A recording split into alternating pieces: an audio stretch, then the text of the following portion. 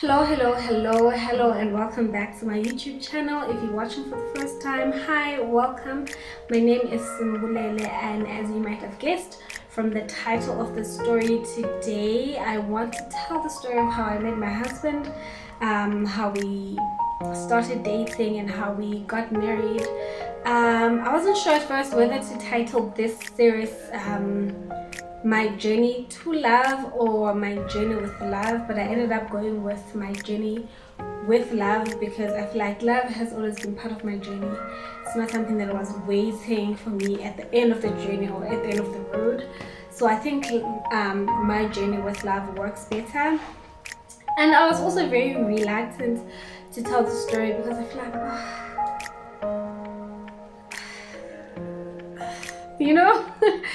I feel like so many people have done it, like how I met my husband, but also I'm like, I've never done it, I've never done it, so let me do it. So yeah, I decided to do it, and I really hope from me telling the story you will gain a few lessons from my journey, because that's really the objective of this channel. Just sharing my life lessons with you guys. I'm hoping that you learn a thing or two, and without wasting any more time, let's get right into it. Part one is just a background, sort of a build up to when I finally met my husband. It's giving a background to my dating career, like where we started, back at Duja, when I was still hustling at Duja, hustling for love. So yeah, when did I start dating? I started dating at a very, very early age. I was very young. I was 13 years old. I was in grade 8 then. I remember the first time I met the guy. It was after school and I was walking with my friends and he approached me, old style. Hey, can I talk to you? Vibes, And I was like, okay, you can talk to me. Yeah, I didn't know I'd end up liking him, so I lied to him and I told him my name was Amanda. So the first 3 weeks of our relationship, he thought my name was Amanda. He thought my name was Mandy. But I finally told him, hey, my name is not Amanda, I'm also Mulelin. And he was very understanding. He was a sweet guy. That relationship, it was very innocent, and I think we dated for a few months, and then we broke up for almost a year, for about 9 months. But I would say we dated for like 3 years, from grade 8 up until grade 10. But it was very innocent. It's what you would call puppy love. And I hate that I'm saying that today, because I remember writing in my diary back then, 13-year-old me, I know people will say this is puppy love, but this is real love. And here I am today, insulting my first love, calling it puppy love. But yeah, so we dated way too. Grade 10, I went to boarding school, and it was a long distance relationship because when we started dating, our schools were basically neighbors. He was from a neighboring school. But then when I moved to a boarding school in Monty, it was a long distance relationship, and it became very boring to me. The calls were really inconsistent, and I felt like I wanted to start a new life with him. So how that relationship ended was that when I think about it now, he must have given someone else my mixed name, because I started chatting with someone from his school, and I was like, oh, because he was like, hey, how are you? I was like, okay, you go to the school, do you know Wada? He's my ex. And then a few minutes later, he texted me. He's like, oh, is that what we are? And I was like, hey, wait, too, like, I said, yeah, okay, it's not working out. And that's how we broke up with my first boyfriend. That year then, my first year at boarding school, this is grade 10. I started dating another guy. It's so weird how we started dating.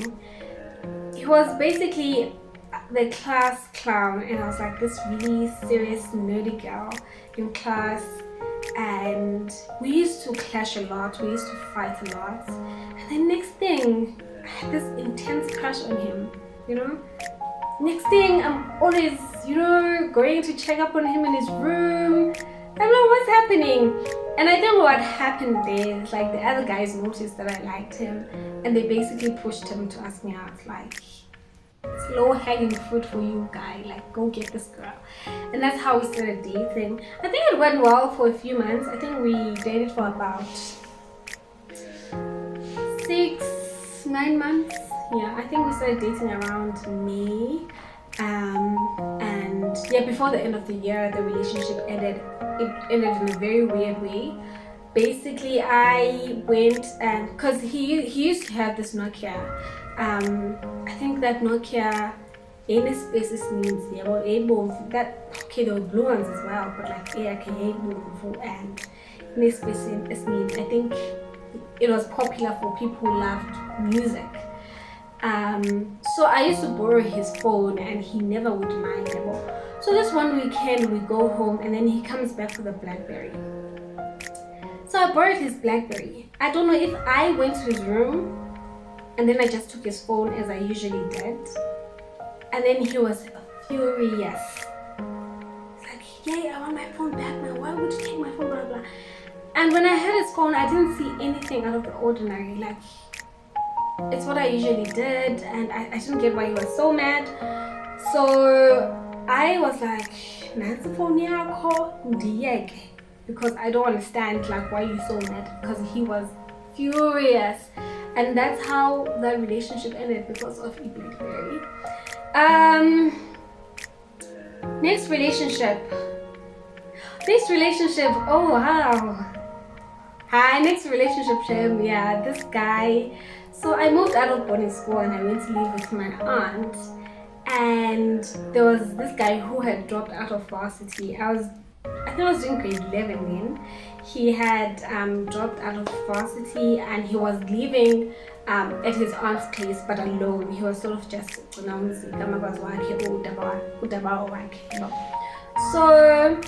I was introduced to this guy as this very smart person, and he was very smart. He was like a maths genius, and that's how we started talking. I was like, you need to help me with my maths, and that's how we started talking, spending time together. I was like, no, told my aunt, this guy is helping me with maths. And then one thing led to another. Okay, no, that sounds weird. And then we sort of like started liking each other, and I would describe him as my type. He's basically my type. He was this tall, lean, brown man with hair, very smart. I feel like I'm describing my husband because that's what my husband is. He's like my type. And that one was very weird. I think he was way more mature than me, and I was still very young man. Yeah, he was very deep. I think he was, now I understand, I think he was probably a bit depressed. Things didn't go very well for him at schooling and he just needed some time off. And I think he expected me to be on the same level as well, and I didn't know how to meet him there. So it was a very hectic relationship for me, looking back now. So my aunt finds out while we are dating. So I come back from school. She asks me to sit down in a lounge, and then she starts crying, and I laughed at her. Wow, and Molisa, I'm like, why you call him? Like, I can't. So she asked me to break up with the guy. I was like, okay, cool, I'm gonna break up with him. So the guy sends me a text like, let's talk, only to find out that my aunt had already went to his house and asked him to break up with me, and she cried there as well. So that's how that relationship ended. Yeah. And then, hi guys, I thought I was just like a sweet, innocent little girl, but it turns out I've been around. Hey, hi. So that relationship ended. I think this was in grade 11. Grade 11, yeah. Same year, a few months later, I met my next boyfriend. I'm even a bit embarrassed to tell how we met. I don't think I'm going to tell the whole story because I don't think I emotionally stable enough to relive those memories. Yeah, and also I don't think it's something I really want to get into right now. But yeah, I'll just tell the parts that I can tell. Grade 11, I met this guy at my uncle's funeral, and I thought he was interesting. I thought he was good looking. I thought he was cute, and we started chatting. And I don't know if it was before or after we exchanged numbers that I found out that he was actually dating someone I was close to, or someone I used to be close to. And even though that person and I weren't close then, but I still loved her very much. So I think I knew. I think when we exchanged numbers, I think I knew why they were dating. But yeah, and I thought he was cute, so I think I should never even have exchanged numbers with him. But it is what it is. So then this was still mixed times. I remember it was December. He sent me a text. It was a monthly. It's like, no, I'm just chilling at home. He was like, okay, fine. And then following year, I was in grade 12. We never spoke much. We two mix city here and there. And then this one time, from a hostel. I think that's a taxi in the and I saw him crossing the road.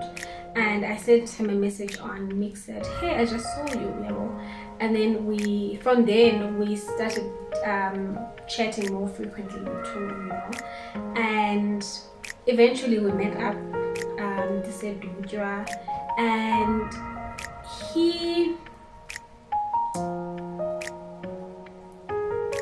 before we started dating, because I knew he was dating this person, and he basically told me, technically they're not dating because they haven't even spoken to each other in 3 months, but no one had said it's over, But I was like, no, if you want us to date, I think you need to officially end things with that person, And I think he did.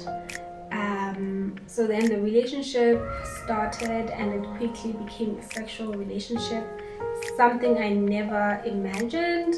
I don't know how to tell the story, but I don't know where to. Not to say that I didn't want to have sex with the person. Like, I knew what I was doing. I did my research.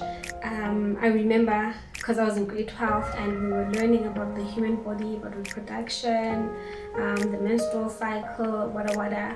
So I was like, okay, I think I'm ready, I understand these things, I can do it. But prior to that, I had always planned and I had always imagined that I would wait until marriage, based on my religious beliefs, okay, the Bible says no fornication, no adultery, meaning that you can't have sex with someone you're not married to. So I was like, I'm gonna wait until I'm married. But I think one thing that also changed that year, grade 12, I started reading a lot of romance novels, and I think that influenced me. Like the books I was reading, there was a lot of love making, and when the Bible says that by beholding we become changed, it's not a lie. I think that really influenced my decision, because in my head it was so normal and I was already living it already. It was just a matter of acting it out, and because I had normalized it and it was something I was reading all the time, about 50 Shades of Grey, Mills and Bone, I think that's what it's called. Yeah, I was in very deep, and I think it just became a very normal and natural thing to do for me in a relationship. So I decided, okay, it's fine, we can have a sexual relationship. So that happened. I think the relationship was going. My dog.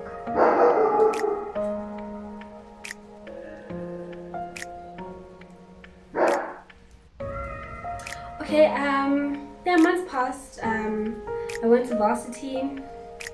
He went to a different university, I went to a different university. It was going very well, even though it was long distance. We made sure to call each other consistently, probably every day. Throughout the day, we chat. Yeah, I think he was